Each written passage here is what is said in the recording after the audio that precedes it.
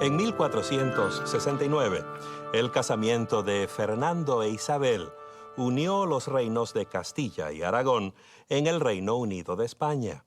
Estos mismos reyes son los que en 1492 mandaron a Cristóbal Colón en su viaje de descubrimiento. Dichos reyes eran católicos militantes. De hecho, se los llama los reyes católicos. Pero tenían que reconocer que su España no era tan católica como ellos querían que fuese. Es que una o dos generaciones antes, a los judíos de España se los había obligado a convertirse al catolicismo bajo amenaza de deportación y pérdida de sus posesiones. A esos convertidos a la fuerza se los llamaba nuevos cristianos, y el apodo perduró.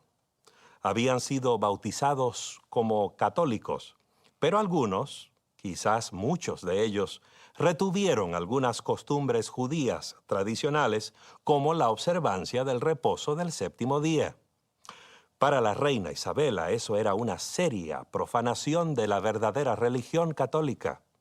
Así, en 1478, persuadió al Papa que autorizara la Inquisición española. Quería purgar su iglesia de toda contaminación de herejía judía.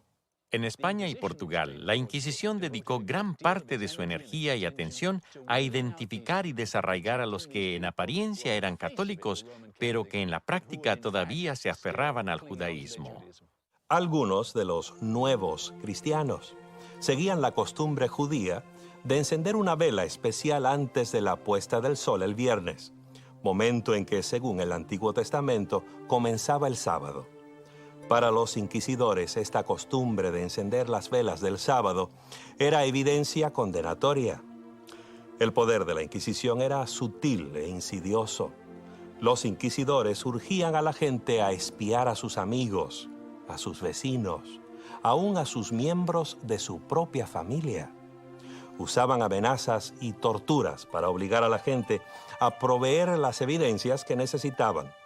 A los herejes recalcitrantes y a los que reincidían, se les aplicaban las medidas más extremas. Se los entregaba a las autoridades seculares para que los castigaran. Algunos se los quemaba en efigie, a otros se los quemaba en persona, en la hoguera.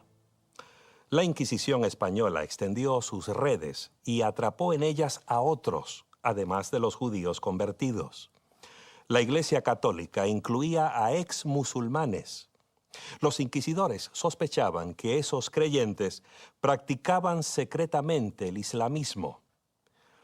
Y desde luego, había que proteger a España de la controversia religiosa que comenzaba a azotar el resto de Europa. De esto también se ocupó la Inquisición. Soy Constantino. Oh Dios, ¿me puedes oír? ¿No hay crueles paganos, caníbales sanguinarios peores que las bestias destructoras, a quienes puedes entregarme, a fin de escapar de estos bárbaros inhumanos que me mantienen en este foso? ¿Por qué estoy aquí? ¿Por causa de la verdad? ¿Por causa del sábado? He guardado tu palabra. La he enseñado fielmente. ¿He de morir aquí, en este foso? El doctor Constantino Ponce de la Fuente era un predicador muy popular y escritor talentoso. Viajó por casi toda Europa como capellán de la corte imperial. Sus compañeros lo tenían en tal estima que fue elegido canónigo magisterial de la Gran Catedral de Sevilla, una enorme estructura gótica considerada hoy como la catedral más grande del mundo. Cuando Constantino predicaba, grandes multitudes se juntaban para escuchar sus sermones. Pero el doctor Constantino era un reformador, papel muy peligroso para desempeñarlo en Sevilla, el corazón mismo de la Inquisición española. Fue aquí donde Constantino y algunos de sus colegas adoptaron ciertas creencias no católicas. Mientras desempeñaba el cargo más alto en la Gran Catedral, él y sus amigos formaron la Iglesia Cristiana Secreta, Constantino creía que los cristianos debieran obedecer los 10 mandamientos y que esa obediencia era posible cuando la gracia de Dios obraba en la vida del cristiano. Según su opinión, obedecer el decálogo incluía el reposo del séptimo día.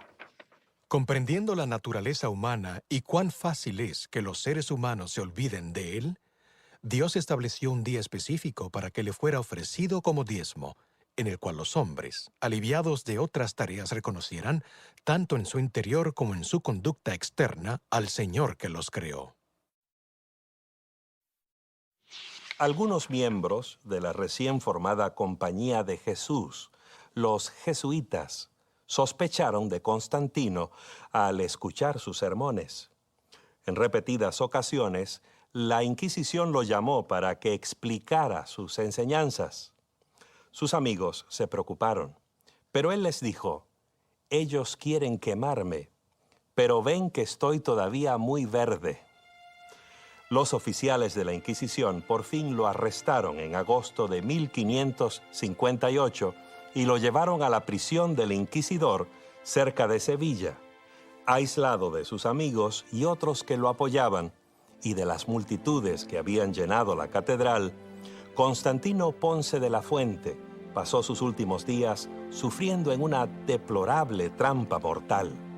No hubo público que escuchara sus palabras finales cuando murió en febrero de 1560, una víctima más de la Inquisición española.